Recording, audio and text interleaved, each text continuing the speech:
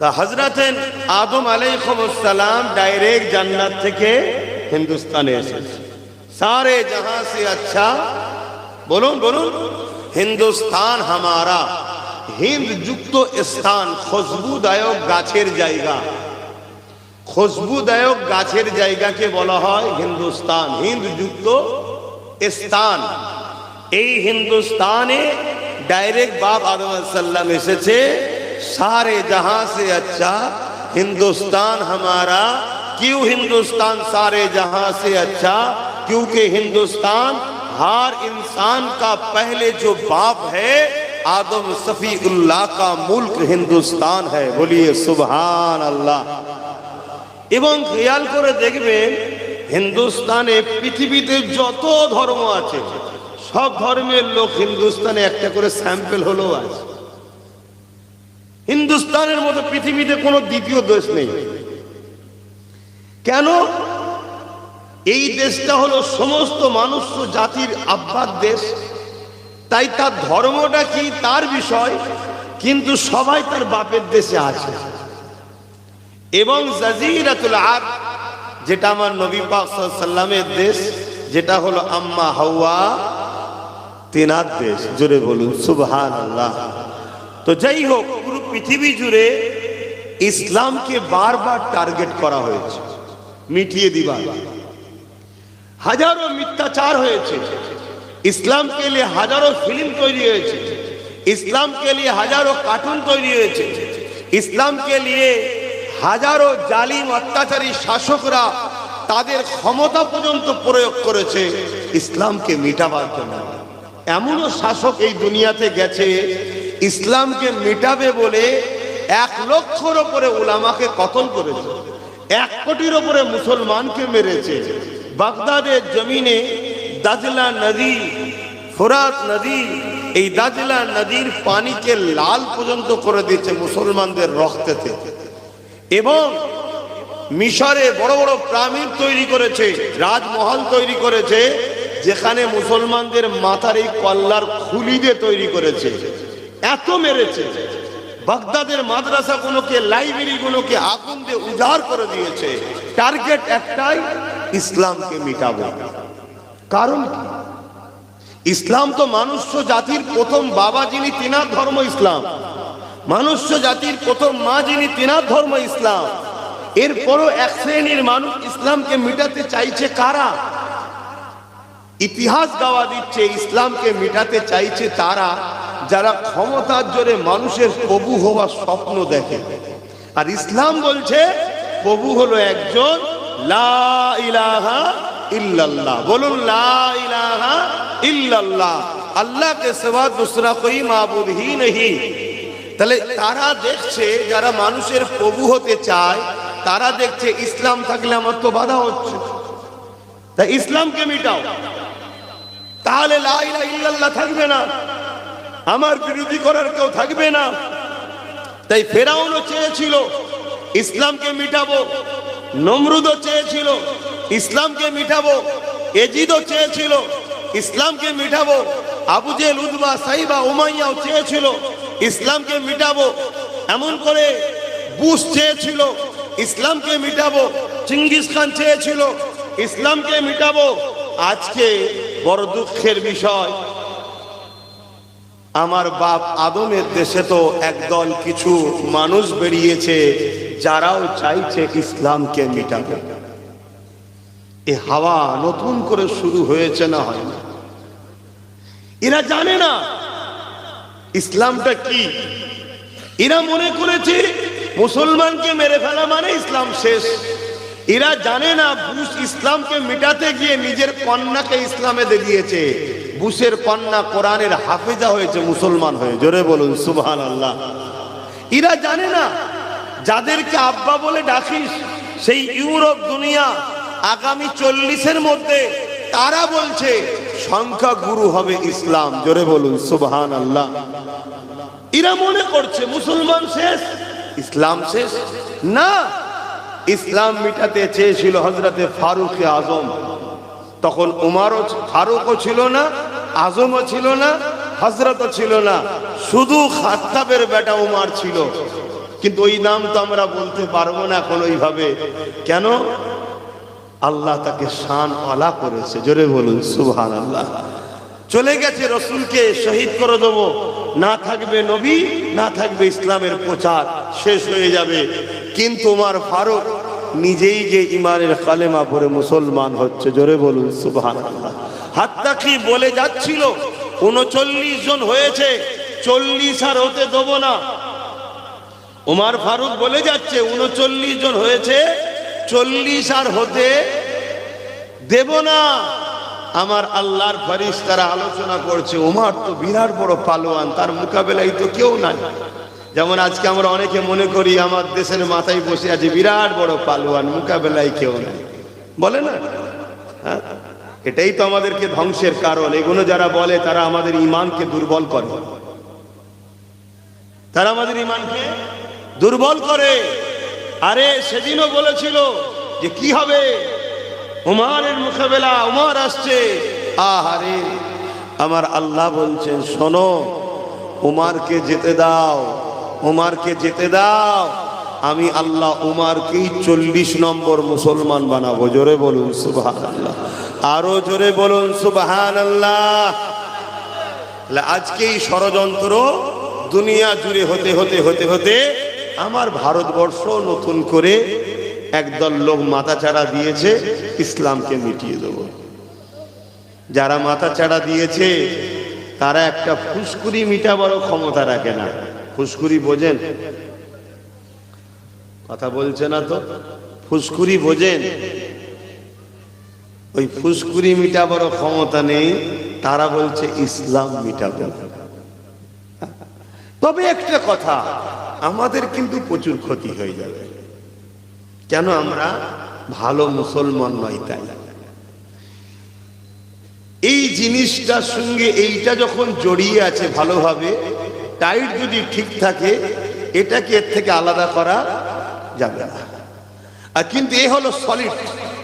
তা ইসলামের সঙ্গে যদি আমরা জড়িয়ে থাকি, আমাদেরকেও মিটানো সম্ভব, কিন্তু আমরা জড়িয়ে তো নাই, আছি।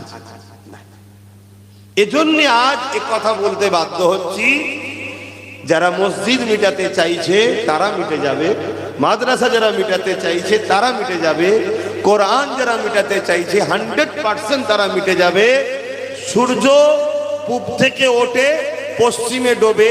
কাল যদি পশ্চিম থেকে ওঠে কেউ বলে এটা যেমন অসত্য, তার থেকেও অসত্য হলো ইসলামকে, কোরআনকে কেউ মিটাবে বলছে, ওটা সম্ভব নয়। হ্যাঁ, একদিন সূর্য পশ্চিম থেকে উঠবে, সেটা কিয়ামতের দিন একদিন উঠবে, কথা বুঝে আসছে, কিন্তু সেদিন বাকি আছে।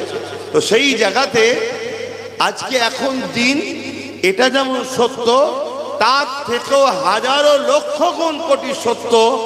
কোন মা এমন সন্তান দুনিয়ায় জন্ম দিতে পারেনি আল্লাহর বাণী, কোরআন, ইসলাম, রসুলের মেসেজকে মিটিয়ে দিতে পারে, জোরে বলুন সুবহানাল্লাহ। এটা আমি বড় চ্যালেঞ্জের সাথে বলছি। হয়তো মুসলমান মিটে যাবে, হয়তো মুসলমান মিটে যাবে, কেন আমরা সেই মুসলমান নয়। কিন্তু যদি বলেন মুসলমান মিটে গেলে তাহলে মসজিদে আবাদ করবে কে? যারা মিটাতে চাইবে তাদেরই নাতি পুতিরা আবাদ করবে। ওই যেমন বুশের মেয়ে কলমা পড়েছে, তাদেরই ঘরে সব কলমা পড়বে। আল্লাহ সব পারে, পারে না? পারে না। যে বাবরি মসজিদে প্রথম আঘাত দিয়েছে সেই আবার 100 মসজিদ তৈরি করছে। কে তাকে পরিবর্তন করলো? বলুন বলুন। হ্যাঁ, কিন্তু আমরা কি করে বাঁচবো, এটা একটা বড় বিষয়। আমরা যদি বাঁচতে চাই, যেটা মিটান নয় সেটার সাথে জুড়ে যেতে হবে, ইসলামের সাথে জুড়তে হবে। আমরা ইসলামের নামে তালপুকুর ঘটি ডোবে না, আমরা নামে মুসলমান। আমাদের সেই ডিউটি নাই যে ডিউটি আল্লাহ আমাদেরকে দিয়েছে। আল্লাহ আমাদেরকে দুটো কাজ দিয়েছে। কটা? এই কাজ দুটো যদি করি তবেই তো আমরা মুসলমান। আল্লাহ কোরআনে বলছেন, কুনতুম খায়রা উম্মাতিন উখরিজাত লিন-নাস তা'মুরুনা বিল মা'রুফ ওয়া তানহাউনা আনিল মুনকার। হে শ্রেষ্ঠ উম্মত, তোমরা, আমি, তুমি শ্রেষ্ঠ উম্মত। কেন শ্রেষ্ঠ উম্মত? অন্যায়কে মিটাতে হবে, ন্যায়কে প্রতিষ্ঠিত করতে হবে। এই দুটো কাজ আল্লাহ দিয়েছে।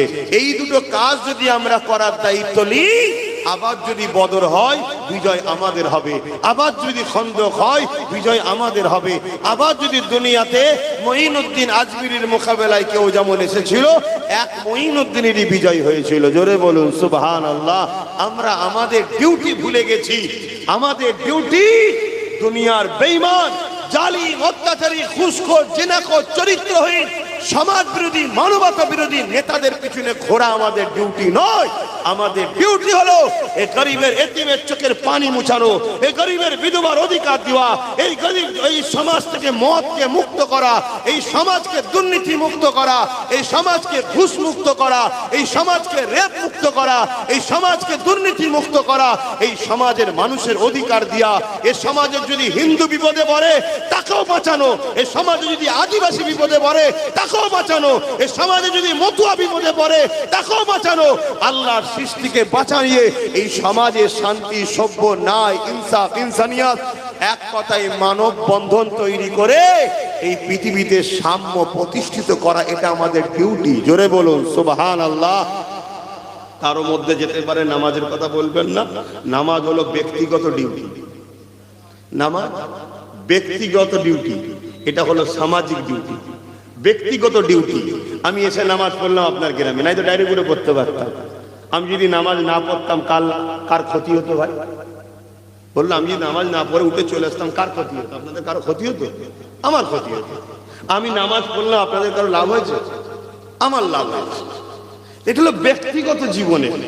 কিন্তু এই সমাজ থেকে যদি মদকে বন্ধ করা যায়, বলুন শুধু আমার লাভ? বলুন বলুন বলুন। এই সমাজের মেয়েগুলো বেঁচে যাবে। আজকে যদি 100টা রেপ হয়, 90টা মদের কারণে। শুনছেন তো নাকি? আজকে যদি 100টা অ্যাক্সিডেন্ট হয়, 80টা মদের কারণ। 100টা যদি তালাক হয়, ডিভোর্স হয়, 80টা মদের কারণ। 100টা যদি অ্যাক্সিডেন্ট হয়, 80টা মদের কারণ। তা ইসলাম মদের পক্ষে হ্যাঁ কি না? তা মদ মুক্ত সমাজ গড়ার দায়িত্ব আমাদের আছে না নাই? এ কথা যেই বলবো অমনি আবার বলবে হুজুর রাজনীতির কথা বলছে না কি বললি? তার মানে কি মুসলমান আমরা হয়েছি, বুঝতে পেরেছো? আমরা ধর্মটাকেই চিনি না। আমরা মনে করি বেশ দাড়ি থাকবে, মাথায় টুপি থাকবে, মসজিদে নামাজ পড়বে, এরাই হলো বড় বড় সব মুসলমান, এরা আল্লাহর ওলি। আরে মালিকি ধর্মেতে, মালিকি মাযহাবে দাড়ি দূর থেকে দেখা গেলেই হবে, তাদের ধর্মের ফতোয়া। তাহলে তো মালিকি মুসলমানগুলোকে আপনারা তো মুসলমানই বলবেন না, কারণ তাদের কারো এক মুষ্টি দাঁড়িয়ে নেই। শুনছেন তো নাকি? তা 4 ইমামের মধ্যে একটা ইমাম তো ইমাম মালিক, তাকে তো হক বলতেই হবে আপনাকে। তিনি আহলে সুন্নাত ওয়াল জামাতের, এইটা জানেনই না আপনারা। দাড়ি হলো ব্যক্তিগত ইউনিফর্ম, টুপি হলো ব্যক্তিগত ইউনিফর্ম। এই যে টুপি নেই এতগুলো ছেলের মাথায়, এসব বেঈমান নাকিরা? এই গুনাহ হচ্ছে নাকি না? কিন্তু আমি যে নেকিটা পাচ্ছি ও পাই না, ও নবীর একটা সুন্নতের সওয়াব পাচ্ছে না। আমরা যারা পড়েছি আমরা পাচ্ছি। কিন্তু ওই ছেলেটা যদি ঘুষকে বন্ধ করার জন্য লড়াই করে, বলুন পুরো সমাজ বাঁচবে না? বাঁচবে না? আজকে ঘুষের জন্য উপযুক্ত লোক চাকরি পাচ্ছে না, অনুপযুক্ত লোক চাকরি পাচ্ছে। তারপর আপনার ছেলে তার কাছে পড়তে যাচ্ছে, সে টেবিলে মাথাতে ঘুমোচ্ছে, আপনার ছেলে দিনকে দিন পড়াতে গুল্লা পাচ্ছে। আপনার ঘুষ চলাকালীন ঘুষ শুধু চলছে বলে, আরে আপনারা খারাপ লিখছেন না তো? আমরা শুধু মনে করি পুলিশ ভাইদের মধ্যে এক অংশ শুধু ঘুষ নেয়। আমি এক অংশ বলছি, কারণ সব পুলিশ ঘুষখোর নয়। আপনি মানতে পারেন, আমি মানি না। কথা বুঝে আসছে না? নাই, সব পুলিশ ঘুষখোর নয়। আর ঘুষের কথা বললেই আমাদের ব্রেনে চলে আসে পুলিশ হলো ঘুষখোর। না, পুলিশকে থেকে হাজারো লক্ষ গুণ বড় ঘুষখোর ঠান্ডা করে বসে থাকে। পুলিশ তো ঘুষ খায় নিজের জন্য নয়, পুলিশ ঘুষ খায় আমার তোমার ভুলের জন্য। একটা অপদার্থ নেতা তৈরি হয়, তার চাপে পুলিশ বাধ্য এর কাছে ওর কাছে হাত পাততে। কথা বুঝছেন না? বোঝেন না? হ্যাঁ, কিন্তু ঠান্ডা ঘরে বসে লক্ষ লক্ষ কোটি কোটি টাকার ঘুষের লেনদেন চলছে। উপযুক্ত লোক চাকরি পাচ্ছে না, উপযুক্ত লোক মেডিকেলে চান্স পাচ্ছে না। লাস্টে কি হলো? আপনি একদিন সেই মেডিকেলে ডাক্তারের কাছে গিয়ে চিকিৎসা করতে গেলেন, অনুপযুক্ত ডাক্তার হওয়ার জন্য কাটার দরকার ছিল, ডান দিকে কেটে দিয়েছে, বাঁ দিকে আপনি মরে গেছে। তাহলে ঘুষটা সমাজের জন্য ব্যাধি না ব্যাধি না? কিন্তু রোজা 1 মাস রেখেছি আমি, আপনিও রেখেছেন, সমাজের কি উপকার হয়েছে? আমার অজ বুঝতে হবে। এ শুনছেন তো নাকি? খারাপ লিখছেন নাকি? কেন আপনাদের এলাকায় তখন বাপরে বাপ আলেম উলামার অভাব নেই। আর মাফ করবেন, আরো অনেক কিছুই চলছে, শুধু গ্রাম দখল চলছে, ব্যাঙের ছাতার মতো যে যেখানে পাচ্ছে একটা করে মাদ্রাসা গজিয়ে দিচ্ছে। শুধু ঢাড্ডা লেগিয়ে দে, বাৎসরিক একটা জলসা কর আর হই হই কর। কথা বুঝেছেন নাকি? মাদ্রাসা তো বসিরহাট হুজুরের এত বড় মাদ্রাসা হয়েছে কি? সেদিন তো পুরো ভারতবর্ষ পশ্চিমবাংলায় একটাই ছিল আলিয়া, আলহামদুলিল্লাহ, এত ফিতনা ছিল না। আজ এত মাদ্রাসা হয়ে, এত মৌলী সাহেব হয়ে মুসলমানের মধ্যে যা খেয়েই হচ্ছে বলার মতো নয়। তাহলে কি আমি মাদ্রাসা শিক্ষার বিরুদ্ধে বলছি? না, বিরুদ্ধে নয়। কিন্তু যখন আল্লাহ ছেড়ে দিয়ে নিজের নফসের জন্য হয়, তখন তো সেটা কবুলও হয় না, ফিতনা হওয়ার কারণও হয়। তো যাক, তো এই জন্য বলছে আমার অজে আবার আপনারা ভুল ব্যাখ্যা করছেন না তো? এমনি অনেক দূর আসা যাওয়া খুব কম, যদিও বা এলাম একবার, আবার যদি আপনারা ভুল বুঝে যান তাহলে তো সমস্যা। যদি আশপাশে থাকে না আবার ভুল ভাঙাতাম, আশপাশেও তখন মনে হয় কবে আছে আমি জানি না। তাই বুঝাতে চাইছি, ভুল বুঝছেন না তো? তাহলে রোজা 1 মাস ফরজ, আমি রেখেছি, আপনি রেখেছেন, আমার আপনার উপকার হয়েছে। রোজা এত বড় উপকার, যেমন মোবাইলে ভাইরাল ঢোকে, আপডেট মারলে, অ্যান্টিভাইরাস মারলে ভাইরাস কেটে দেয়, রোজা হলো আমাদের 11 মাসের ভাইরাসকে কাটাবার জন্য অ্যান্টিভাইরাস টাইপের আল্লাহ দিয়েছে, পুরো শরীরকে সুস্থ করে আবার 11 মাস চালাও, খাও, যা খুশি, এর জন্য আল্লাহ আপডেট করে দেয়। জোরে বলুন সুবহানাল্লাহ। তাহলে রোজা আমাদের ভালো না খারাপ? রাখতে হবে না হবে না? কিন্তু সমাজের কি উপকার আমি এটা বোঝাতে চাইছি। সমাজকে বাদ দিয়ে তো মানুষ নয়, তা সমাজের উপকার কি হলো? কিন্তু এই সমাজে যদি ঘুষকে বন্ধ করা যেত, নেশাকে বন্ধ করা যেত, রেপকে বন্ধ করা যেত, দুর্নীতিকে বন্ধ করা যেত, মিথ্যাচারকে বন্ধ করা যেত, তাহলে এই সমাজ পুরো উপকার হতো না হতো না? এটা কি ইসলাম না? ইসলাম না? একটু জোরে বলেন, এটাই তো ইসলাম। আল্লাহ নবী যখন মক্কা জমিনে আগমন করলেন, আল্লাহ নবী 40 বছর বয়স যখন হয়ে গেল, নবী আমার দিনের মেসেজ যখন দিতে লাগলেন, সর্বপ্রথম নবী কি বলেছিলেন? লা ইলাহা ইল্লাল্লাহ আনা মুহাম্মাদুর রাসূলুল্লাহ, আল্লাহ के सिवा दूसरा कोई माबूद ही नहीं, मैं मुहम्मद अल्लाह के रसूल हूं। এই কথা বলার পরে নবী পাক কি কাজ শুরু করেছিলেন? আল্লাহ নবী সর্বপ্রথম যে কাজ শুরু করেছিলেন, ওই কাজটা হলো জুলুমের বিরুদ্ধে।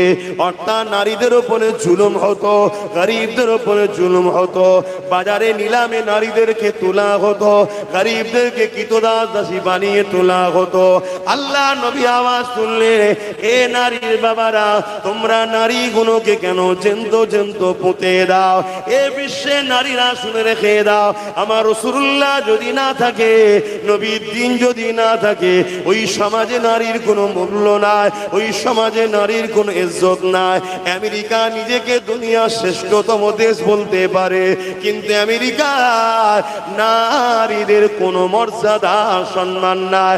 আমেরিকায় প্রতি 1 সেকেন্ডে একটা করে নারী ধর্ষিতা হয়, কিন্তু 1450 বছর আগে আমার নবী মদিনায় রাষ্ট্র কায়েম করে দিয়েছে। নবী আমার বিচার করে দিয়েছে, যদি কেউ নারীদের উপরে জুলুম করে, রেপ করে, তার একটাই শাস্তি হলো মৃত্যুদণ্ড। এ যুবকেরা, তরুণেরা, বাপেরা, সেই 1450 বছর ধরে আজকের দিন পর্যন্ত মদিনার জমিনে রেপ তো দূরের কথা, কোন নারীকে কেউ ইফটিজিংও করে না। আরো জোরে বলে। এবারে বলো যুবক, আমার ধর্ম পেয়ে আমরা গর্বিত নয়? একটু হ্যাঁ কি না মুখে বলো, মুখে হ্যাঁ কি বলো, গর্বিত না গর্বিত নয়? তাহলে বলো তোমার ধর্মের জন্য তোমার কি অবদান আছে? বলো, তুমি সবার জন্য অবদান তোমার আছে? বলো, তুমি সবার জন্য লড়াই করো, সবার পিছনে ছুটে বেড়াও, সবার জন্য সময় দাও, সবাইকে নিয়ে ভাবো, এ দল না চলে যায়, ও দল না চলে আসে, হাজারো কিছু তুমি টেনশন করো, তুমি বলো তোমার দিনের জন্য তোমার কি অবদান আছে? তুমি কখনো ভেবেছো যে হারা আমার দিনকে নিয়ে এত মিথ্যাচার হচ্ছে কেন? আমি যুবকদের জিজ্ঞেস করছি, আমি যুবকদের জিজ্ঞেস করছি, বলো তোমরা কি একবারও ভেবেছো যে আমার দিনের উপরে এত মিথ্যাচার হচ্ছে কেন? আজকে একদল মিডিয়া দিন রাত ধরে 24 ঘন্টা তারা ইসলাম ইসলাম ইসলাম ইসলাম ইসলাম ইসলাম, আমার দিনকে নিয়ে এত পরেশান কেন? ইসলামকে তারা তো সব সময় নিচু করার চেষ্টা করছে কেন? তুমি কি কখনো ভেবেছো? তুমি কি কখনো ভেবেছো এই গণতান্ত্রিক দেশে, ধর্মনিরপেক্ষতার দেশে, স্বাধীন ভারতবর্ষে, যেখানে মুসলমানের অবদান অন্য সবার থেকে অনেকটা বেশি, যেটা আজকের ইন্ডিয়া গেট প্রমাণ দিচ্ছে, মুসলমানদের উলামাদের অবদান সমস্ত মানুষের থেকেও বেশি।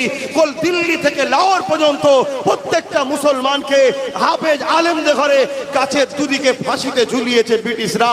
এমন করে সেই মুসলমানদের ধর্ম ইসলামের উপরে আজকে স্বাধীনতার পর আজকে উত্তর 24 পরগনাতেই ব্যারাকপুর ভাটপাড়াতে একজনকেও বলছে ইসলামে নাকি রেপ করাটা ভালো কাজ, খারাপ কাজ নয়, কোনো পাপ নয়।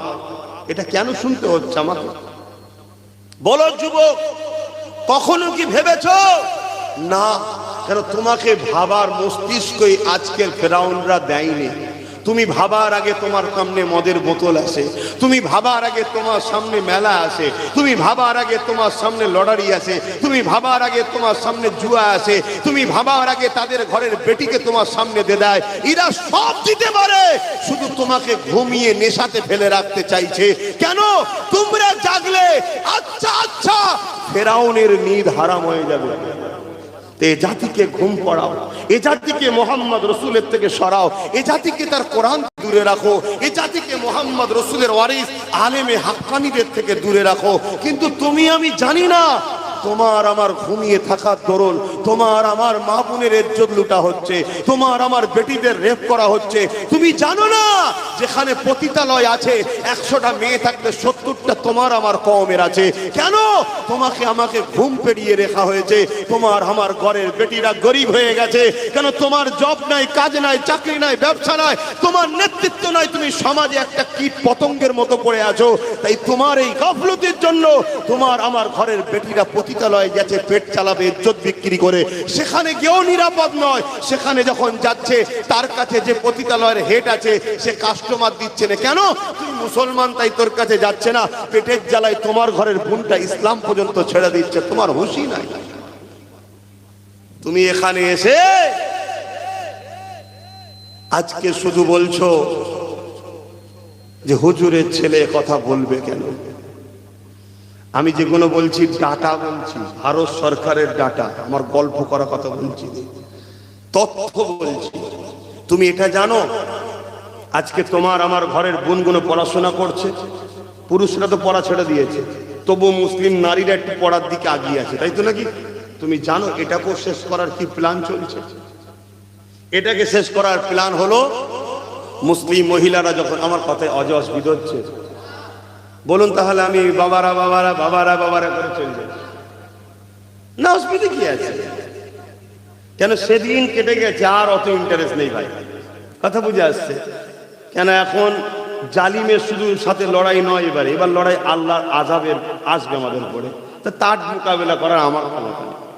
আল্লাহর আযাবের মোকাবেলা করতে পারি, আমি মোদির সঙ্গে মোকাবেলা করতে রাজি আছি, আমি মমতার সঙ্গে মোকাবেলা করতে রাজি আছি, আমি বুশের সঙ্গে মোকাবেলা করতে রাজি আছি, ডোনাল্ড ট্রাম্পের সঙ্গে মোকাবেলা করতে রাজি আছি। হয়তো আপনারা হাসবেন, একটুখানি ছেলে, হ্যাঁ একটুখানি ছেলেই পারবে। 9 বছরের সালাউদ্দিন সেই দিনের পৃথিবীর সুপার পাওয়ার সেলিবিয়াদের বিরুদ্ধে লড়াই করে মসজিদে আকসাকে উদ্ধার করেছিল। জোরে বলুন সুবহানাল্লাহ। কেন? তার জাত সেদিন সাথ দিয়েছিল এবং তারা ইমানদার ছিল।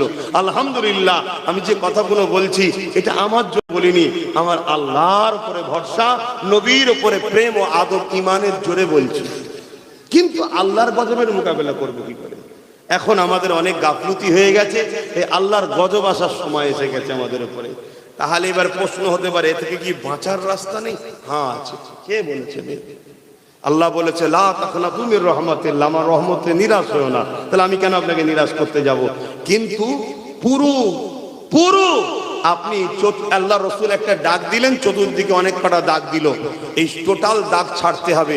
টোটাল এই সিরাতুল মুস্তাকিম একটাই রাস্তা, আজ থেকে অঙ্গীকার করতে হবে আমার উঠা বসা, খাওয়া দাওয়া, চুলা ফেরা, ধর্মনীতি, সমাজনীতি, রাজনীতি, পরিবার নীতি, এডুকেশন নীতি, সম্প্রীতি নীতি, মানববন্ধন নীতি, রাষ্ট্রনীতি, সব নীতিতে একজনই মডেল হবে মুহাম্মদ সাল্লাল্লাহু আলাইহি ওয়াসাল্লাম। জোরে বলুন সুবহানাল্লাহ। অন্য কেউ নয়, কোনো পীর, পিসায়, মুফতি, মাওলানা, হযরত, আজি, গাজী কেউ আমাদের মডেল নয়। আমাদেরকে যদি মুহাম্মদ রসুল চিনাই, তাকে আমি হুজুর বলে, উস্তাদ বলে সম্মান করব, কিন্তু মডেল আমাদের একজন মুহাম্মদ সাল্লাল্লাহু আলাইহি ওয়াসাল্লাম। এই আকীদায় তুমি চলে আসো, এক্ষুনি তোমাকে গায়েবী সাহায্য করা হবে। এক্ষুনি তাতানাজ্জালু আলাইহিমুল মালায়েকা, ফেরেশতা আসবে। কে বলেছে আসবে না? আল্লাহর কোরআন বলছে আমি পাঠাবো ফেরেশতা, সাহায্য করবে তোমাদের। কথা মাথায় ঢুকছে? কিন্তু সেই রাস্তায় আসতে হবে তো, যদি না আসতে বড় কি করা যাবে? তো ভাইরা আমার, যে কথা বলছিলাম, আমার বোনেরা স্কুলে যাচ্ছে, পড়াশোনা করছে, আমরা ছেলেরা তো ছেড়ে দিয়েছি। এই সুযোগে একটা নতুন পরিকল্পনা শুরু হয়েছে। কি?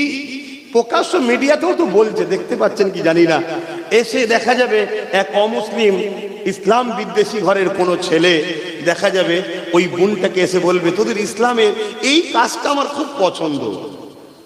স্বাভাবিক, আমি ধর্মকে ভালোবাসি, আমার কেউ ভালোবাসে, এবং মায়ের জাতের দিল আরো নরম, তাই তো নাকি? আরো নরম।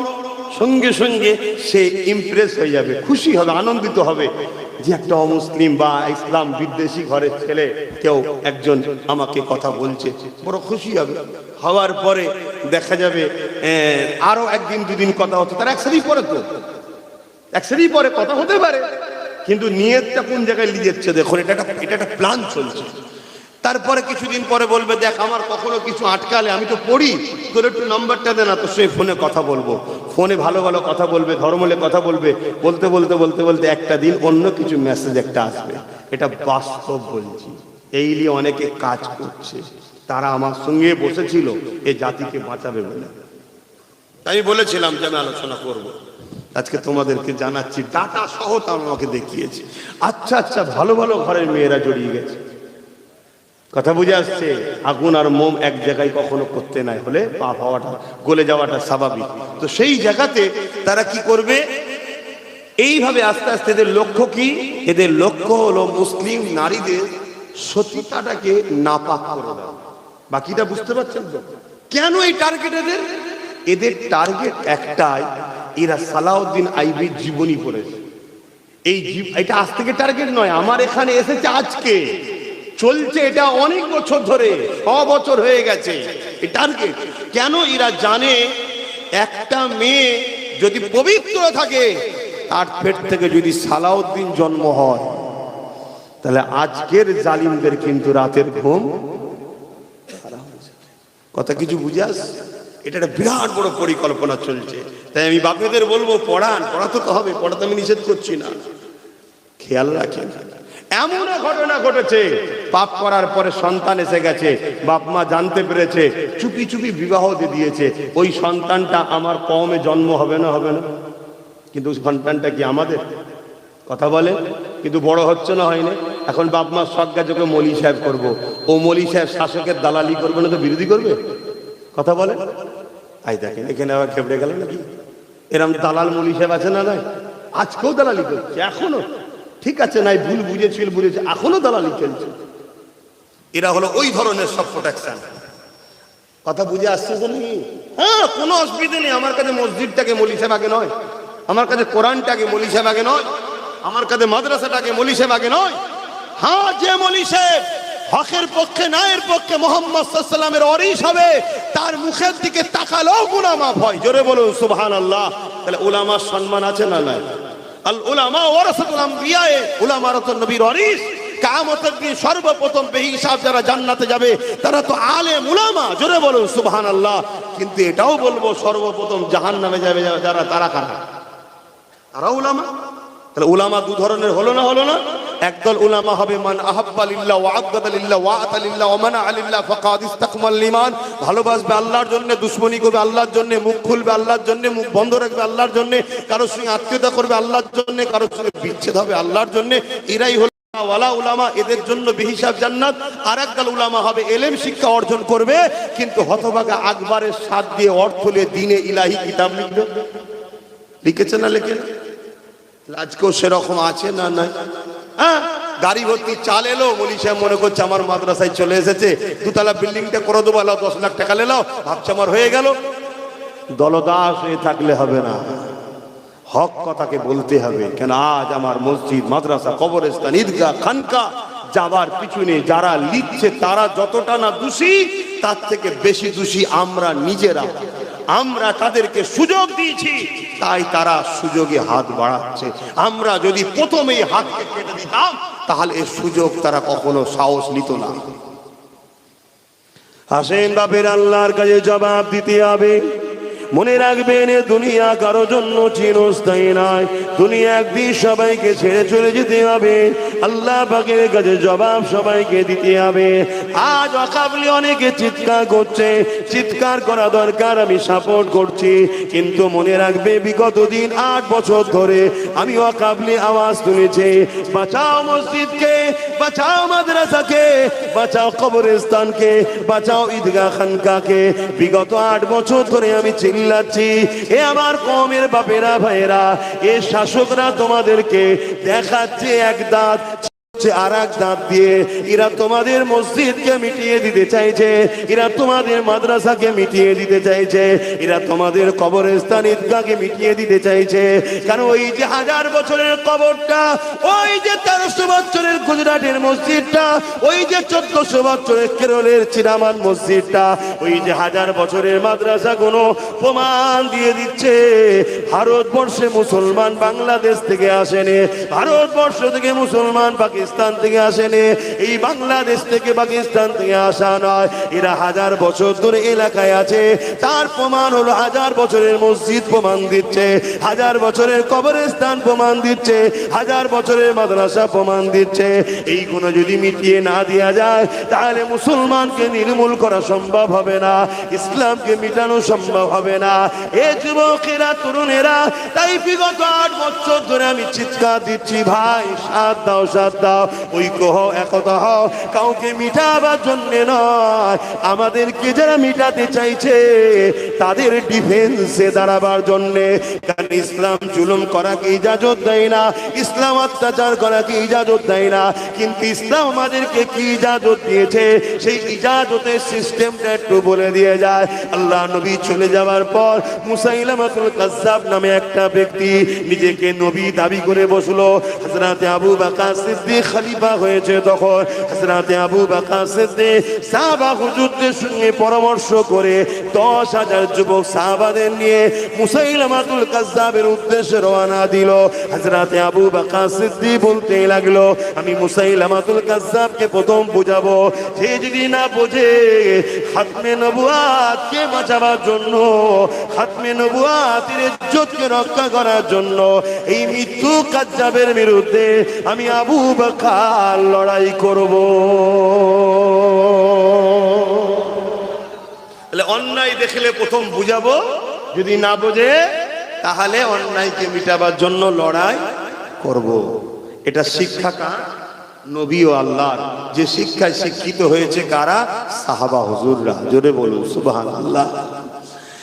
এই নওজোয়ান তরুণেরা, এদিকে ইউরোপ দুনিয়া, এদিকে ব্রিটেন, এদিকে এমন করে ইহুদি খ্রিস্টান সম্প্রদায়েরা মুসাইলামাতুল কাজ্জাবকে এক এমন করে 90,000 সৈন্য দিয়েছে। 90,000 সেনা নিয়ে মুসাইলামাতুল কাজ্জাব তার বিরাট বাংলোর মধ্যে ঘিরে বসে রয়েছে। যেখান থেকে সে খাতমে নবুয়াতের বিরোধী করে নবী দাবি করেছে, তাকে 90,000 সৈন্য ঘিরে রেখেছে। এই 90,000 সৈন্য সাপোর্ট করছে ইসলাম বিদ্বেষী রাষ্ট্রগুলো। এই সময় আবু বকর সিদ্দিক মাত্র 10,000 যুবক সাহাবা সংখ্যা নিয়ে গেছে। আর আজকে মুসলমানের ঘরের ছেলেদের কথা কি, আমরা তো সংখ্যায় কম, কি করে আমরা কি করব? ইতিহাস বলছে সংখ্যায় কম যেদিন আমরা ছিলাম সেদিন চুল জালিমরা আমাদের কাছে মাথা নত করত। আজ আমরা সংখ্যা বেশি হয়ে গেছে, জালিমদের কাছে আমরা গোলাম হয়ে গেছি। এ থেকে বোঝা গেছে সংখ্যা বেশি হতে পারে, এই বেশির মধ্যেই তো গাদ্দার ঢুকে রয়েছে। শুনছেন তো নাকি? যেদিন সংখ্যা কম ছিল দুনিয়া আমাদের কাছে, জালিমরা আমাদের কাছে মাথা নত করত। আর আজকে সংখ্যা বেশি, আমরা জালিমদের গোলাম হয়ে গেছি। কারণ কি? আমাদের মধ্যে ঘোলা পানি ঢুকে গেছে। ঘোলা পানি বোঝেন তো নাকি? হ্যাঁ, আমার জমিন কিন্তু চাষ অন্যজন করে চলে গেছে। বাকিটা বোঝার হয় বুঝুন, আর বেশি খুলে বলতে পারবো না। আশা করছি সব ভালোই বুঝা ছেলে নাকি? হাঁ করলেই ধরে নিচ্ছে এখন কি বলতে চাইছে। আর এগুলো বুঝবেন না, কি কোম্পানি, বুঝতে পারছেন তো? বুঝতে পারছি। মুসাইলামাতুল কাযযাবের কাছে আল্লাহ নবীর সাহাবী হযরত আবু বকর সিদ্দিক 10,000 সাহাবাদের নিয়ে গিয়ে গেল। সাহাবা হুজুরকে রেখে দিয়ে হযরত আবু বকর সিদ্দিক এইভাবে এগিয়ে গেলেন। 90,000 সৈন্য নিয়ে মুসাইলামাতুল কাযযাব বড় অহংকারের সঙ্গে বসে রয়েছে। হযরত আবু বকর সিদ্দিক বলতে লাগলো, এ মুসাইলামাতুল কাযযাব, আল্লাহর কোরআন যেখানে বলেছে ওয়ালাকির রাসূলুল্লাহ ওয়া খাতামান নবী, আমার নবী পাক হলো শেষ নবী, সেখানে তুমি নবী দাবি করে কেন সমাজের বুকে ফিতনা লাগাতে লেগেছো? এই কথা যখনই বলতে লেগেছে, এ মুসাইলামাতুল কাযযাব, তুমি পরিবর্তন হও, তুমি তওবা করে ইস্তেগফার করো, ফিরে আসো। মুসাইলামাতুল কাযযাব আবু বকর সিদ্দিকের কথাকে শুনছে, কিন্তু চতুর্দিকে আবার তাকিয়ে দেখছে আবু বকরের সাথে মাত্র 10,000 আছে, আর আমার দিকে 90,000 রয়েছে। অর্থাৎ এই সুযোগে আবু বকরকে ছেড়ে দেওয়া যাবে না। এই সুযোগে আবু বকরের 10,000 সাহাবা সাথীদেরকে মেরে দিতে হবে, কেন আমার হাতে 90,000 রয়েছে। ঠিক আজকের মুসাইলামাতুল কাযযাবরাও ভাবছে, আজকেও মুসাইলামাতুল কাযযাবরা ভাবছে মুসলমানের হাতে কোনো নেতা নাই, মুসলমানদের কোনো এমপি মন্ত্রী নাই, মুসলমানদের কোনো মিনিস্টার নাই, মুসলমানদের কোনো সিএম পিএম নাই, মুসলমানদের কোনো সেনা নাই, পুলিশ নাই। এই সুযোগে এদেরকেও ভারত থেকে মিটিয়ে দিতে হবে। ভাবছে না? হবে না? কিন্তু ওরা জানে না রেজাল্টটা কি হয় পরে, এটা ওরা বোঝে না। আল্লাহ প্রথম চিটেগুলোকে সাইজ করে দেবে। চিটে বোঝেন তো, ধানের সাথে থাকে, প্রচুর মুসলমান মরবে প্রথমে, অস্বীকার করছি না, চিটেগুলো। এবার যদি বলেন ভালো, হ্যাঁ ভালো, একটা দুটো যাবে, কে বলে যাবে না? আপনি দেখবেন একটা জারে 2টো আম থাকে, একটা পচা আর একটা ভালো। আপনি দেখবেন যখন ছাড়াবেন এই পচার সাথে ঠেকে থাকার জন্য ও পচে গেছে। কথা বুঝছেন তো?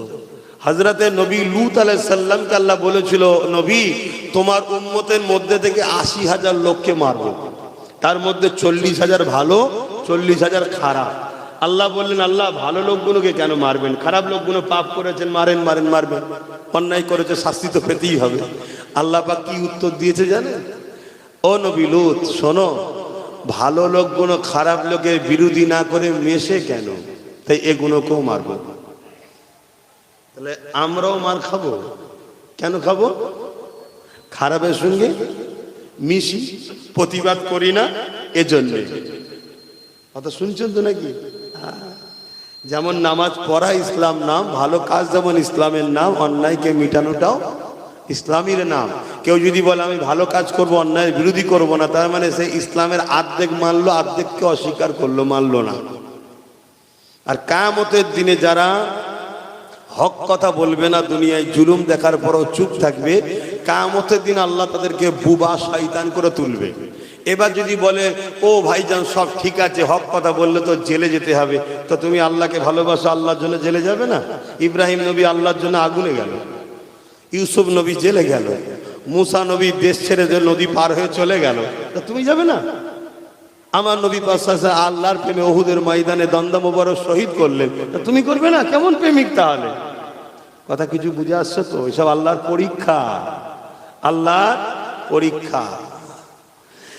এ বাপেরা না জওয়ানেরা, মুসাইলামাতুল কাজ্জাব ইশারা করে দিল 90,000 সৈন্যদের দিকে, আবু বকর ও তার বাহিনীকে ঘিরে ফেলো, এদেরকে একটা কেউ বেঁচে না যায়, এখান থেকে যেতে দেওয়া যাবে না। হামলা হয়ে গেল। সিদ্দিক আকবর আওয়াজ দিয়ে দিলে, ভাইরা আমরা এসেছিলাম বুঝাবো বলে, কিন্তু যখন হামলাই চাইছে ডিফেন্সে তৈরি হয়ে যাও। আল্লাহু আকবার দিয়ে 10,000 মুজাহিদ ইসলাম নবীর সাহাবারা ডিফেন্সে দাঁড়িয়ে গেল। এই ডিফেন্সে দাঁড়িয়ে গিয়ে ইতিহাসের পাতা সাক্ষী দেয় মুসাইলামাতুল কাজ্জাব সহ 90,000 বাহিনীকে 10,000 নবীর গোলাম আল্লাহর বান্দারা জাহান্নামে 90,000 বাহিনীকে পাঠিয়ে দিয়েছে। আল্লাহ, কিসের জোরে? বলুন বলুন, কিসের জোরে? এই ঈমান আমাদের আছে তো নাকি? জোরে বলেন। আমাদের যদিও বা আছে, আমাদেরই ভেতরে কিছু গাদ্দার আছে। যেই আমরা এক হব বা আগিয়ে যাব জুলুমের বিরুদ্ধে, অমনি গাদ্দার এসে বলবে, ও আচ্ছা ঠিক আছে দেখছি, এই সব করা কি দরকার, এই ওদের হাতে এই রয়েছে, ওদের হাতে, মনোবলকে ভেঙে দিচ্ছে এই গাদ্দার। যেমন আজকে কিছু কিছু গাদ্দার বলে, তোমরা এরকম করলে ওই বিজেপি চলে আসবে, বলে না বলে না, এগুলো গাদ্দার। এগুলো কারা? গাদ্দার। এবার আপনি বলবেন দলিল কি আছে? চলে আসুন, দলিল দিচ্ছি। আল্লাহ নবী সাহাবাদেরকে বলছেন, একটা সময় আসবে আমার উম্মতরা প্রচুর মার খাবে। শুনছেন তো? আমার উম্মতরা প্রচুর মার খাবে। হ্যাঁ, লাস্টে তো ঘুরিয়ে দেবো, চিন্তা করছেন? শুনছেন তো? অসুবিধা হচ্ছে নাকি আপনাদের? আর একটু বলি, আপনাদের বাঁচাবার ষাট মা বলছে একদম মগরেবের আজানের শেষ, তাহলে আসরের নামাজটা কোথায় পড়বো? মগরেবের সাথে নাকি? হ্যাঁ, এ কি সেই আরাফা থেকে মুজদালিফায় নিয়ে যাবে নাকি? একসাথে এক ওয়াক্ত দু ওয়াক্ত নামাজ পড়ে নেবে? তো যাই হোক, তো ভাইয়ের আমার, তা কি কথা বলছিলাম? হ্যাঁ, আল্লাহ নবী বলছেন আখেরি জামানায় আমার উম্মতরা প্রচুর মার খাবে। সাহাবা হুজুররা জিজ্ঞেস করছেন, ইয়া রাসূলুল্লাহ, হাবিবাল্লাহ, আমার ভাইদের সংখ্যা কি কম হবে? আল্লাহ নবী বললেন, না, সংখ্যা কম হবে না। তো নবী যখন বলেছে সংখ্যা কম হবে না, তাহলে আমাদের সংখ্যা কম কি? জোরে বলুন। গনে যারা তারা আমাদের নয়, কাউন্টিং যারা করে তারাও আমাদের নয়, কম্পিউটার যারা লোড করে তারাও আমাদের নয়, যারা প্রকাশ করে তারাও আমাদের। কমিয়ে রাখা হয়েছে, কমিয়ে রাখা হয়েছে। কথা কিছু মাথায় ঢুকছে? হ্যাঁ। তো সেই জায়গাতে আল্লাহ রসুল বলছেন মার খাবে, সংখ্যা অনেক হবে তাও মার খাবে। সাহাবা হুজুররা বললেন, তাহলে কারণ কি? আল্লাহ নবী বললেন, কি হলো? নিচে বসলেন, উপরে বস। আল্লাহ নবী বললেন মার খাবার কারণ হচ্ছে তারা, শুনছেন তো, আল্লাহকে ভয় না খেয়ে মৃত্যুকে ভয় করবে। কাকে ভয় করবে? মৃত্যুকে। আল্লাহকে ভয় খাবে না, ভয় খাবে মৃত্যুকে।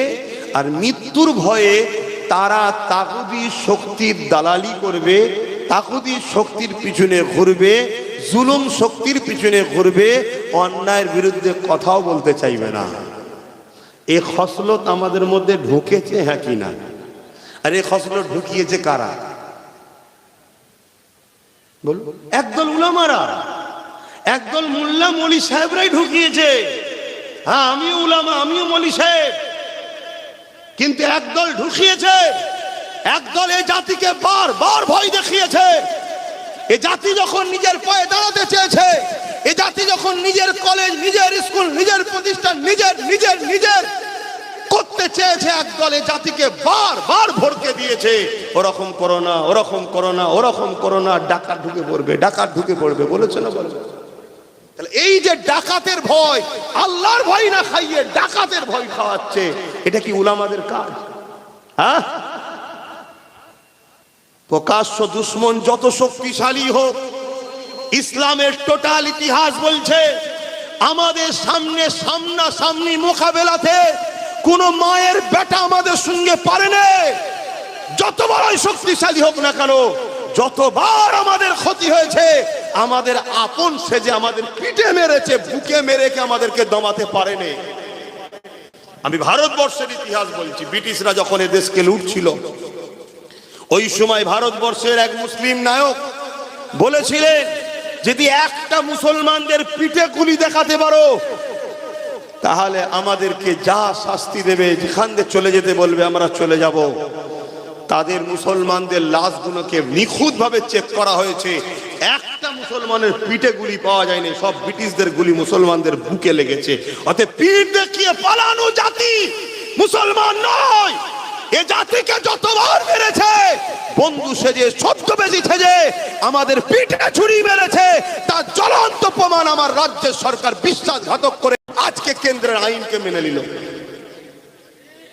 না হয় ক্ষমতা ছিল না, ওরা ডাইরেক্ট এখানে এসে আমাদের উপরে জুলুম করার, আমাদের মসজিদ মাদ্রাসার উপরে জুলুম করার। কথা বুঝে আসছে না? আজকে আমাদেরকে গাদ্দারি করলো না করলো না, বিশ্বাসঘাতক করলো না করলো না। দেখুন আজ আমাদের হাতে কিছুই নেই, এমন জায়গায় নিজে দাঁড় করিয়ে দিয়েছে, আমাদের এখন কেউ নেই। বলুন, যে কটা মুসলিম দেখছি এমএলএ এমপি মন্ত্রী, একটা কেউ মুসলমান আছে কি সন্দেহ আছে? বাপের বেটা হয় আমার সাথে কোরআন সুন্নাহ নিয়ে বসুক। ওদের দলে তো অনেক ভাড়াটিয়া মুফতি মৌলানা আছে, আমি চ্যালেঞ্জ দিচ্ছি, ব্রিকেটে বাগাতে আসো, ব্রিকেটে বাগাতে আসো, একটা কেউ মুসলমান প্রমাণ করতে পারবে কি আমি দেখবো। কিন্তু নামের আগে সব মুসলমান আছে, নামলে কি করবেন? রাইসুল মুনাফিক আব্দুল্লাহ ইবনে উবাইকে জানেন না? হাদিস পড়েন না? জুলখাইসার তামিমি নাম শোনেন না? তারা আমার নবীর সঙ্গে নামাজ পড়েছে, নবীর সঙ্গে জিহাদে গেছে, নবীর সঙ্গে হজ করেছে, নবীর সঙ্গে রোজা রেখেছে, নবীর মজলিসে বসে কোরআন শুনেছে, দাড়ি টুপি পাগড়ি সব ছিল, তারপরও কোরআন তাদেরকে প্রকাশ্য জাহান্নাম ঘোষণা দিয়েছে। কেন? তারা শুধু উম্মতকে ধোঁকা দিবার জন্য মুসলমান সেজেছিল, আর ভেতরে ভেতরে মুসলমানের গোড়া কেটেছে এরা। আজকে দেখুন না কি অবস্থা। এত বড় কথা হচ্ছে, পুরো মুসলমান কেউ বলতে পারলো তোর দল রইলো আমার মসজিদ মাদ্রাসাকে, সে তো আজকে হিরো হয়ে যেত, ঠিক না বেটি? আজকে কোন এক মৌলানা, আমি নাম বলবো না, তাদের পূর্বপুরুষদের অনেক ভালো লোক আছে, তাদেরকে সম্মান করি, কিন্তু কত বড় গাদ্দার চিটিংবাজ দেখুন। তার তো উচিত এই মুহূর্তে ছেড়ে চলে আসা, এই তোর দলে থাকতে পারবো না, তুই আমার মসজিদ মাদ্রাসার দুশ্মনী করলি কেন? আসতে পারছে?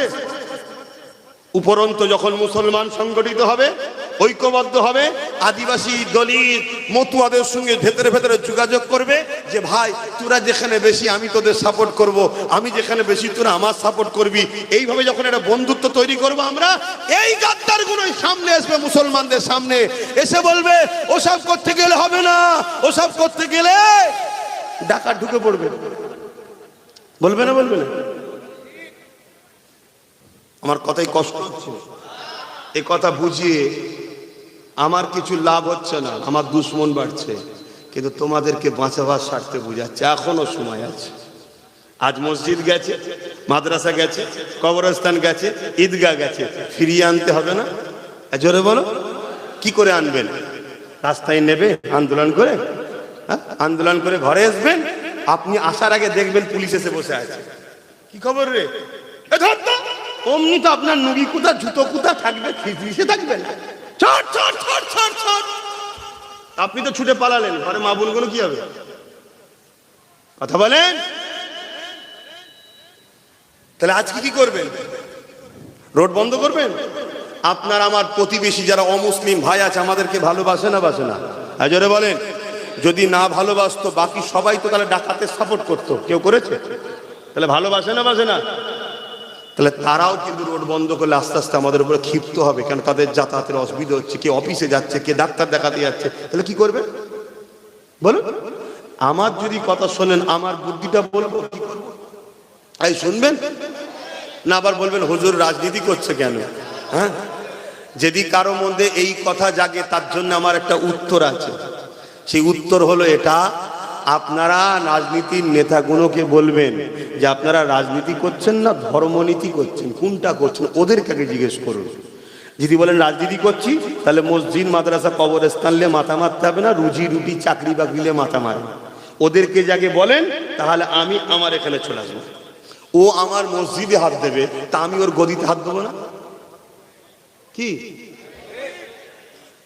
তখনই তুই বলবি আমার গদিতে হাত দিলি কেন? আমি মসজিদ থেকে বেরো, তুই তুই তোর গদিতে বসবি না, আমি আমার গদিতে মসজিদে তসবিহ পড়বো? কি তুই আমার ঘরে ঢুকে গেছিস, আমি তোর ঘরে হাত দেবই? এখন প্রত্যেকটা আলেম ওলামা, ইমাম, মুফতি, মাওলানা, আমি মনে করি সবার জরুরি হয়ে গেছে মসজিদে জুম্মায় খুতবাতে দেরিও রাজনীতির কথা বলা। কেন রাজনীতি ইসলামে আছে না নাই? জোরে বলেন, বলা দরকার, বলা দরকার। তবে এই মেসেজটা যাবে জালিম নেতাদের কাছে। এই সব মুসলমানরা বলা শুরু করেছে, তখন ওরা বলবে এটা কি হচ্ছে, তোমরা হুজুর মানুষ এরকম করছো কেন? তখন আমরা বলবো তোমরা নেতা মানুষ হুজুর হতে চাইছো কেন? তোমরা তোমার জায়গায় যাও, আমরা আমার জায়গায় থাকবো, তবেই তো সমাধান হবে। আর নচেতে সমাধানের রাস্তা নেই। বা কথা বুঝে আসছে? তা চলে আসেন, এবার আমি বলছি কি, যে পাওয়ারে ওরা আমার মসজিদ, মাদ্রাসা, কবরস্থান, ঈদগাহ, খানকাকে লিখছে, এই পাওয়ারটা কি পাওয়ার? জোরে বলো। রাজ পাওয়ার। যেমন রাজ পাওয়ারে ওরা আমাদের মসজিদ, মাদ্রাসা, কবরস্থান লিখছে, আমাদেরকেও রাজ পাওয়ার তৈরি করে আবার আইন তৈরি করে আমরা আমাদের ফিরিয়ে নিতে হবে। পারবেন না? জোরে বলেন, পারবেন না? কেন আপনারা ছাড়া অন্য কারো দল চলবে না। তাহলে আপনারা তার সঙ্গে কথা বলবেন যে ওয়াদা করবে যে হ্যাঁ আমি যদি আসি বা আমরা যদি আসি তাহলে এই কাজটা করে উইথড্র করে দেবো। কিন্তু তার মানে এটা নয় যে আমরা সবাই মিলে তাকে সাপোর্ট করব। কেন জিতার পরে সে তো আবার গাদ্দার হতে পারে। ওই চেয়ারের একটা পায়া, সেই বলেছিলাম মনে আছে, ওই চেয়ারের একটা পায়া এই যে বসে আছে, আমি আমাদের মৌলানা সাহেবকে দিয়েই বলছি, কথা বুঝে আসছে? মৌলানা সাহেবই ধরুন বসে আছে গদিতে, আর আমি বসে আছি তো নাকি? এখন তিনটে পায়া ওনার নিজের আর একটা আমাদের। উনি যদি ওইখানে বসে আমাদের বিরোধী করে তাহলে আমরা তো এসে বলবো ওটো আমার পায়াটা খুলে নিন, বসে থাকতে পারবে? তাহলে আমাদের যদি 50, 60, 70টা থাকে, বাকি তোরা যা করবি করবে, যা চারজন মিলে মারপিট করে কে কি পেয়েছিস দেখবো। এবারে যে আসবি আয়, আমার পা লাগাই বস। শুনছেন তো নাকি? আমার কথা বুঝছেন তো নাকি? আর বসে যেন বলবি নি দিল্লি চল যাও, তাহলে এসে কান ধরে তুলে দেবো। শুনছেন তো নাকি? হ্যাঁ, যদি আজ আমার হাতে থাক তোর কান ধরেই তুলতুন। বাপের বেটা বলে যাচ্ছি, কান ধরেই তুলে দিতে বল, আগলামি ধরেছিস। কথা বুঝছেন না, বোঝেন না? কিন্তু আমার কম আমার কথা শুনলো না। যদিও বা শুনেছে, ওই এক শ্রেণীর দালালদের ঘরে অর্থ দিয়ে ছেড়ে দিয়েছে, তারা যা ভয় দেখিয়েছে এ কম সব জড়ো হয়ে গেছে। আরে একই ব্যাপার, গোডাউন একটা, শোরুম দুটো, এখানে অন্য নামে বিক্রি হচ্ছে, অন্য রাজ্যে অন্য নামে বিক্রি হচ্ছে। কি পার্থক্য আছে বলুন না? ও মাদ্রাসা ভাঙছে বোল্ডুজার দিয়ে, ও মাদ্রাসা ভাঙছে বোল্ডুজার দিয়ে, ও ওয়াকফকে নিয়ে নিল, ও ওয়াকফকে নিয়ে নিল। আর একটা খবর জানেন আপনারা? এটা জানেন আপনারা? যেসব মসজিদগুলো ওয়াকফে লিল্লাহ নেই, এমনি অনেক মসজিদ আছে তো নাকি, সেই মসজিদগুলোকে সার্চ করে দেখেন, পশ্চিমবঙ্গ সরকার কালেক্টর দখল করে নিচ্ছে। আপনাদের খুঁজেই নেই, আপনি শুধু ওই কান লিগে ওর পিছনে ছুটছেন। এই যে ভেতরে ভেতরে কি ক্ষতি আপনাদের করে দিয়ে যাচ্ছে আপনারা জানেন না। আপনাদের আর একটা খবর জানেন? ওবিসি কি হয়েছে? ওবিসি, এই ওবিসি জানেন কি জিনিস?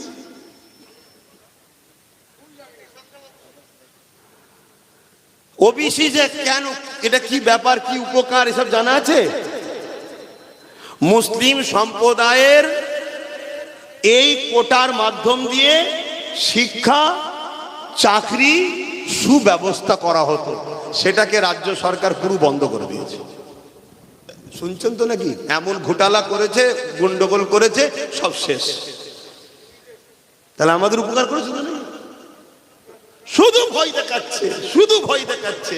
আর আমরা বীরের জাতি কাপুরুষের থেকেও খারাপ হয়ে গেলাম।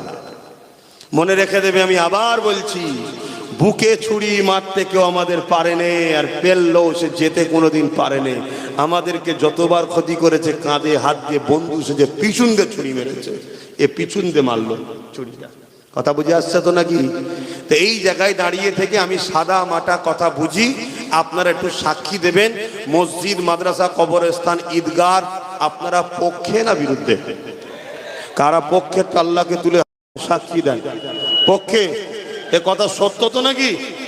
হাত নাবান। সত্য যদি হয় তাহলে এর বিরুদ্ধে যারা যাবে তার সাথে আপনারা আছেন? কথা বলুন, তার সাথে আপনারা আছেন? তাহলে আমি জানতে চাইছি, কেন্দ্র সরকার আমার মসজিদ মাদ্রাসা কবরস্থানের পক্ষে না বিরুদ্ধে? জোরে বলবেন। আর আমার রাজ্য সরকার মসজিদ মাদ্রাসা কবরস্থান ঈদগাহ খানকার পক্ষে না বিরুদ্ধে? কারা কারা মানেন যে বিরুদ্ধে? হাত তুলে দেখান, হাত লম্বা করে তুলুন। আমি কাউকে জোর করছি? হাত না বান। আমি জানতে চাইছি, নওশাদ সিদ্দিকী মসজিদ মাদ্রাসা কবরস্থান ঈদগাহর পক্ষে না বিরুদ্ধে? কারা কারা পক্ষে বলছেন হাত তুলে দেখান, হাত লম্বা করে তুলুন। আমি জোর করব না। কেউ হাত তুলতে বাকি আছে কি? হাত তুলে রাখেন, হাত তুলে রাখেন। কেউ হাত তুলতে বাকি আছে কি দেখুন, কেন গাদ্দার চিনা দরকার। দেখুন কেউ হাত তুলতে বাকি আছে, হাত না বান। তাহলে আপনি যদি সত্যি মসজিদ মাদ্রাসার পক্ষে হন, যে মসজিদ মাদ্রাসাকে বাঁচাবার জন্য সুপ্রিম কোর্টে সাথ দিয়েছে তাকে আরো শক্তিশালী করা দরকার আছে না নাই? যে মসজিদ মাদ্রাসার জন্য লড়তে বাঁচাতে গিয়ে জেল খেটেছে তার সাথ দেওয়ার দরকার আছে না নাই? আমি আব্বাস সিদ্দিকী ধর্ম প্রচার করি, জলসা করি, আমি এদিকে আছি। ইনি মৌলানা সাহেব, ইমাম সাহেব, উনি নামাজ পড়ায়, উনি মসজিদ মাদ্রাসা চালায়। আমরা না হয় পারছি না, কিন্তু যে লড়ছে মসজিদ মাদ্রাসার জন্য, কবরস্থানের ঈদগাহর জন্য, সুপ্রিম কোর্ট পর্যন্ত কেস চালাচ্ছে এখনো, তার সাথ দিয়ে আমাদের ইমানি দায়িত্ব আছে না নাই? এবার এই দায়িত্ব যদি আমার পাড়ার কোনো দু চারটে মুনাফেক মুসলমান বলে না মসজিদ মাদ্রাসার দুশ্মন, যে তার সাথ দিতে হবে, আগে এই কাঁটাগুলোকে পরিষ্কার করতে হবে। এই গাদ্দার গুলোর জন্যই আজকে আমরা শেষ হয়েছি। মুসলিম এলাকায় আইএস আছে, মুসলিম এলাকায় আইপিএস আছে, মুসলিম এলাকায় ডাব্লিউবিসিএস পড়া লোক আছে, মুসলিম এলাকায় কোন জজ চাকরি পেয়েছে আছে, মুসলিম এলাকায় কোন ডিএম আছে, মুসলিম এলাকায় কোন বিজ্ঞানী বড় বড় সায়েন্টিস্ট আছে। কিন্তু মুসলিম এলাকায় ঘুরে ঘুরে দেখো গুন্ডা পাওয়া যাবে, গুন্ডা। আর এই গুন্ডাগুলো করেছে কারা? এই তথাকথিত সেকুলার নামে রাজনীতির রুটি শাখার জন্য গুন্ডা তৈরি করেছে, বাকি মুসলমানগুলোকে কন্ট্রোল করার জন্য। কিন্তু তোমরা হুঁশ নাই, তোমাদের নামগুলো সব রেড জোনে উঠছে, গুগলে সাবমিট হচ্ছে যে এই মুসলিম এলাকাগুলোই সমাজ বিরোধীরা থাকে, গুন্ডা থাকে। একদিন যখন তোমাদেরকে গণহত্যা করা হবে, রাষ্ট্রসংঘ যখন বলবে কেন মারছোতে ঘরে, তখন দেশ দেখাবে দেখুন এদের রিপোর্ট 100 বছরের, এরা শুধু সমাজ বিরোধী। এদের এলাকায় গুন্ডা, ডাকাত, চোর, মস্তান, কোনো ডাক্তার নেই, উকিল নেই, জজ নেই, ডিএম নেই, আইএস আইপিএস কেউ। কি প্ল্যান চলছে বুঝতে পারছো? এটা একদিনের নয়। তুই মনে করিস নাকি আজকে ভেবেছে কালকে? না। এই যে ওয়াকফ বিল লাগু হয়ে গেল, এটা কি তুমি মনে করো যে কালকে সব মসজিদে নেবে নাকি? না। প্রথম নেবে মেন শহরগুলোকে। তুই ভাববে আমারটা তো রয়েছে, কেন একসাথে নিলেই তো মজা এসে যাবে। একসাথে নিলে তো সবাই বেরিয়ে পড়বে, আর সবাই বেরিয়ে গেলে এদেরকে ট্যাকেল করার ক্ষমতাও নাই। কথা শুনছে? তাহলে এই মুহূর্তে আমাদের করা কি দরকার? আমাদের করা দরকার যে লড়ছে তার সাথ দাও। আর সে কি করছে? সে মতুয়াদের কাছে যাচ্ছে, মতুয়াদের যে বুঝাচ্ছে, ভাই আমরা তো জানতাম তোমরা ভারতবর্ষের লোক, এই রিসেন্ট শুনছি তোমরা নাকি বাংলাদেশি। শুনছেন তো? নওশাদ জি বুঝাচ্ছে, তার কাজ এটা। তো ভাই তোমরাও তো বিপদে, আমরাও তো বিপদে। আদিবাসীদের কাছে যাচ্ছে, আদিবাসীদের বুঝাচ্ছে, ভাই আমাদের ওয়াকফ গেল, তোদের জল জঙ্গল চলে গেল। শুনছেন তো আপনার? ভাই তোরাও তো বিপদে। দলিতদের কাছে যাচ্ছে, তাদেরকে বুঝাচ্ছে, ভাই ভোট নিবার সময় তুই হিন্দু, ভোট মিটে যাবার পর তুই অছুত। তোর ছেলে ঘোড়ার পিঠে করে বের করতে গেলে মেরে ফেলছে, তোর ছেলে কার পাত্রে হাত দিলে মেরে ফেলছে, এভাবে তাকে বুঝাচ্ছে। শুনছেন তো নাকি? এক কাজ কর ভাই, তুই মতুয়া যেখানে বেশি, আমরা মুসলমান 15-20%, তোকে ভোট দেবো, তোর লোক দাঁড় করা। যেখানে আদিবাসী বেশি, ভাই আমরা 15-20%, তোরা দাঁড়া, আমরা মুসলমানরা ভোট দেবো। যেখানে দলিত বেশি, ভাই তোরা দাঁড়া, আমরা মুসলমানরা ভোট দেবো। আবার যেখানে আমরা মুসলমান 50-60% আছি, আমরা দাঁড়াবো, তোরা আমাদেরকে ভোট দে। বাদুরিয়ায় দে, বসিরহাটে দে, দেগঙ্গায় দে, হাড়ুয়াই দে। এভাবে একটা সেটিং তৈরি করে ও চাইছে একটা পাওয়ার তৈরি করব, যাতে করে প্রত্যেকটা গরিব অসহায় মানুষ সংবিধান যা অধিকার দিয়েছে অধিকার থেকে বাঁচতে পারে। এর জন্য আমার কমসে কম কমের মানুষের কাছে, আমার ভালোবাসার মানুষের কাছে কথা, ওর সাথ দেওয়া দরকার আছে না নাই? আমি কি ভুল বলছি? রাগ হচ্ছে আপনাদের? এখন সব মাখামাখি হয়ে গেছে, কে নেতা কে হুজুর আর বোঝা মুশকিল। সব মুখে মুখ দিয়ে গো গো গো গো করছে। এখন ওসব দেখাতে কি নেই আর? ধর্মনীতি রাজনীতি সব এখন মিছে খিচড়ি টাইপের হয়ে গেছে। এই ভুল বলছি নাকি? হ্যাঁ, অতএব তাহলে সেই জায়গায় আপনারা আমার সাথে কারা সহমত একটু হাত তুলে আল্লাহকে সাক্ষী দেবেন। সহমত তো নাকি? ধোকা দেবেন না তো? সহমত তো নাকি? হাত লম্বা করে তুলেছেন, আলহামদুলিল্লাহ। কারা হাত তোলেন একটু শুধু দেখে নেবেন। কারা হাত তোলেন শুধু একটু দেখে নেবেন। তাকে কিছু বলবো না আমরা। আমরা জালিমের পক্ষে নয়, আমরা জুলুম করার বিশ্বাসী নয়। হাত নাবান। আমরা বিশ্বাসী কি? আমরা শুধু চিনে নেব যে ভাই তুই মসজিদ মাদ্রাসার পক্ষে নয়, বাস তোর জানাজাটা তুই একাই করে নিস। শুনছেন তো নাকি? আমার কথা কি আপনাদের কষ্ট লাগলো? লাগলে আব্বাস সিদ্দিকীর থেকে দূরে সরে যান। ওপেন কথা। আমি কারো খাই না, কারো ধার ধরি না। আমি যে কথা বলছি আল্লাহর সৃষ্টি মানুষকে বাঁচাবার জন্যে এবং আল্লাহর ঘর মসজিদ মাদ্রাসা কবরস্থান দিনকে বাঁচাবার জন্য বলছি। বলার অধিকার আছে না নাই? এ কথা বলতে গিয়ে এক জায়গায় বলেছিলাম যে ভোট দিয়া অমুক অমুককে হারাম, সব কেটে বাদ দিয়ে শুধু একটা কথা ছড়িয়েছে, টিএমসি কে ভোট দিয়া হারাম আব্বাস সিদ্দিকী বলছি। দেখেছেন তো নাকি? বলেছি ভোট দিলে ঈমান চলে যাবে। কি বলেছি বলবেন তো? ঈমান চলে যাবে। এই কথাটুকু কেটে ছড়াচ্ছে। একটু আপনারা পুরোটা শুনবেন কি? পুরোটা শোনা দরকার আছে না নাই? বিশেষ করে আপনাদের এই বসিরহাট সাব ডিভিশনে একটু বেশি করে ছড়াচ্ছে। কথা বুঝে আসছে? কারা করছে সেটাও জানি। কথা বুঝে আসছে? কেন অনেক সময় চাল আলু পেঁয়াজ ইটা সেটা পাই, তো এই জন্য একটু করতে হয়, না করলেও নয়। ওপর থেকে একটা ইশারা আছে, কি গো আমরা বিপদে, তোমরা একটু দেখবে না। কথা বুঝে আসছে তো নাকি? এই জন্য চেষ্টা করছে, কিন্তু সত্য মিথ্যাটা জানা দরকার আছে না নাই? তাই যদি শুনতে চান তাহলে কারা কারা শুনতে চান একটু হাত তুলুন। সবাই যখন শুনতে চাইছে আমার বলা দরকার। সবাই যদি শুনতে না চাই তো বলার প্রয়োজনও না। একটু সালামটা তার আগে পড়ে নি। ইয়া নবী সালাম।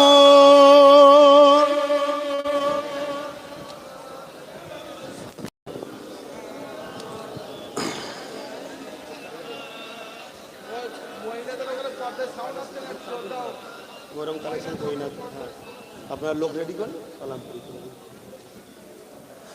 আমাদের পানি গোবরা হুজুরের আওলাদও এসছে, ওনাদের ওখানেও তো আমায় দাওয়াত করেছে। কি যে হবে আল্লাহ জানে, আমাকে আবার দাওয়াত করেছে। হুজুর খুঁজে পাইনি, কি যে হবে আল্লাহ জানে। তো যাই হোক, কবে জলসা গেল আপনাদের? ও মাঘ মাসের 28, 29। আমার মানে 29 তারিখে দাওয়াত করেছে ওনারা। আল্লাহ বেঁচিয়ে রাখলে, সুস্থ রাখলে আসবো। যাই হোক, এখন আজকে এলাম। এই পর্যন্ত যা বললাম কষ্ট হলো নাকি? যদি হয় এই সুযোগে আস্তে আস্তে বেরিয়ে যান। কথা বুঝে আসছে? আর যদি কষ্ট না হয় তাহলে ভাইয়ের সাথ দেবেন তো? আগামী দিন আমি একটা ডাক দেবো। চলছে কাজ, ব্রিকেট করার প্রসেসিং চলছে। খবর পেলে গাঁটের পয়সা খরচ করে একটু যেতে হবে। যাবেন না? কেন যেতে বলছি জানেন? মাথা যত বাড়বে, ভিড় যত বাড়বে, জালিম তত ঘাবড়াবে। কথা বুঝে আসছে? এজন্যে আপনাদের বলছি মাথা বাড়ানো দরকার, ভিড় বাড়ানো দরকার। কেন? আন্দোলনই বিপ্লব তৈরি করে, আর বিপ্লবী জুলুমকে খতম করে। কথা বুঝে আসছে? আমি এতক্ষণ ধরে যা ওয়াজ করেছি আপনাদের, হ্যাঁ বললে তাকেই পাঠাবো। এবারে শুনছেন তো নাকি? আমরা এটা ইতিহাস জানি, যত আমরা সংগঠিত হব, ঐক্য হব, তত একে অপরকে দেখে আমাদের মধ্যে আত্মবিশ্বাসটাও জন্মাবে। ঠিক না বেটি? হ্যাঁ। তো সেই জায়গাতে আমাদের দায়িত্ব, আমাদের অকাব, আমাদের মসজিদ মাদ্রাসা কবরস্থান ঈদগাহ খানকাকে যে লুটতে চাইবে তাকে আমরা ছাড়বো না। ঠিক না বেটি? সে যত বড় সুপার পাওয়ার হোক না কেন, কেন কোনো পাওয়ারই চিরস্থায়ী নয়। একমাত্র একজনেরই পাওয়ার চিরস্থায়ী, যিনি হলেন আল্লাহু সাইয়্যুল কাদির, যিনি একমাত্র শক্তিমান। জোরে বলুন সুবহানাল্লাহ। যিনি আমাদেরই ইমানের পরীক্ষার জন্য জালিমদেরকে বসিয়েছে। অতএব এই জায়গায় আমরা ফেল হয়ে গেলে হবে না, আমাদেরকে পরীক্ষা মজবুতির সাথে দিতে হবে। তো যাই হোক, আসেন সকলে উচ্চ আওয়াজে জবান খুলে সালাত ও সালাম পাঠ করব, সকলে পড়েন। এবং আমি একটা নম্বর দেবো, নম্বরটাও রাখবেন। অনেকে আমার নামে মিথ্যা প্রচারও করতে পারে, এ ডেট ও ডেট করে আপনাদের বিভ্রান্তিতে ফেলতে পারে।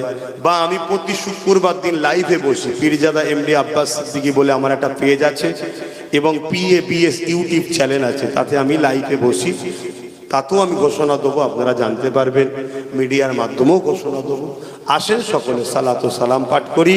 তবে ওই ডাক আপনারা খবর পেলে কিন্তু মিস করবেন না। এখানে একটা বিরাট বড় বিজয়ের একটা কিন্তু সূচনা শুরু হবে, যেটা আপনার বাচ্চার জন্য আপনি কি করে যাচ্ছেন এটাকেও মাথায় এলেন। ছোট হোক, মালিক হন। এমনকি এটাও বলেছি, আচ্ছা আসুন আমি কথাটা বলে নিই একটু। তাহলে যারা আমার মসজিদ মাদ্রাসার বিরুদ্ধে, তাদের সাথে আমরা কখনো আতাত করতে, জোরে বলো, কেউ যদি বলে আমি সাথ দেবো, সম্পূর্ণ তাকে যে আমরা ছেড়ে দেবো তা নয়, তার সাথে আমরা পার্টনারে আসতে পারি। ঠিক না বেটি? পার্টনারে, কেন সে আবার একই জিনিসই তো করতে পারে। কেউ বলেছিল 10,000 মাদ্রাসা দেবো, দিয়েছে। তাহলে আবার তো কেউ বলতে পারে 50,000 দেবো, এসে সেই একই হবে না? অতএব পার্টনার ওই চেয়ারের একটা পায়া, মনে থাকবে, এইটাকে ভুলবেন না। যতদিন না মুসলমান এই ভাগিদারিতে আসবে, ততদিন তোমার আমার তকদির চমকাবে না। এইটাই ডাক্তার বাবা সাহেব আম্বেদকরও বলেছে, ভাগিদারিতে আসো। তো এতক্ষণ ধরে যা কিছু বলেছি, আপনারা হয়তো অনেকে মনে করতে পারেন যে হুজুর আপনি সবই ঠিক আছে, কিছুটা রাজনীতির কথা বললেন, তাহলে ফেরাউনের বিরুদ্ধে বলা যাবে না? নমরুদের, এজিদের? তা আজকের কোন ফেরাউন, নমরুদ, এজিদের মধ্যে কি পার্থক্য আছে? তাহলে মরা ফেরাউনের বিরুদ্ধে বলতে খুব ভাল লাগে, জেন্ত গুণের বিরুদ্ধে বলবেন না? বলছে মরা গুণ তো বললে তো না, জেন্ত গুলোকে বললে যদি অসুবিধে হয়, তা তোমার অসুবিধের চিন্তা করতে পারো। আমরা ইমানদাররা অসুবিধার চিন্তা করি না। কেন? যিনি জান দিয়েছে, তিনিই রেখেছেন, তিনিই নেবেন, তৃতীয় কারো অধিকার। জোরে বলো, এই বিশ্বাস আছে তো নাকি?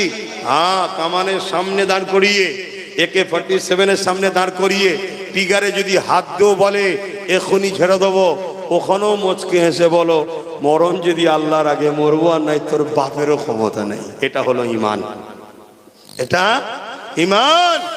আমার দাদা হুজুরকে তোমাদের এই গোবরডাঙ্গাতে পর পর 3টে গুলি মেরেছিল, সামনে থেকে মরে গেছিল, গুলি লেগেছিল। কেন? সব ক্ষমতার মালিক কে? একটু ওরম ভাবে বললাম, জবান ছেড়ে দে বলুন কে, আরো জোরে বলুন কে, আমার সাথে আরো একবার বলুন আল্লাহু আকবার। হাত তুলে আঙুল তুলে বলুন শাহাদাত, আল্লাহু আকবার, আল্লাহু আকবার, আল্লাহু আকবার। হ্যাঁ, বালা মুসিবত এলে আজান দিতে হয়। কেন? আজানে আল্লাহর নাম আছে। বালা পালায়, কোন সমস্যায় পড়লেন তাকবীর দেবেন, আল্লাহর নামে ধবন আওয়াজে আচ্ছা আচ্ছা বালা এমনি পালাবে। ইয়া নবী সালামুন, ইয়া রাসূল, ইয়া হাবিব সালাম, সালাওয়াতুল্লাহ। কঠিন হাসরের দিনে কি আছে মোদের কপালে, গুনাহগার উম্মাহ আত আপনার লইবেন সঙ্গে মাহশরে। নবী সালামুন, ইয়া রাসূল সালামুন, ইয়া হাবিব সালাম, সালাওয়াতুল্লাহ। সকলে বসেন, নামাজের জন্য সংক্ষেপ করব। সকলে বসেন, এখন একটা ছোট্ট কথাটা বলে দিয়ে এক্ষুনি দোয়া করে দেবো, তারপরে নামাজ হবে। শোনেন ছোট্ট করে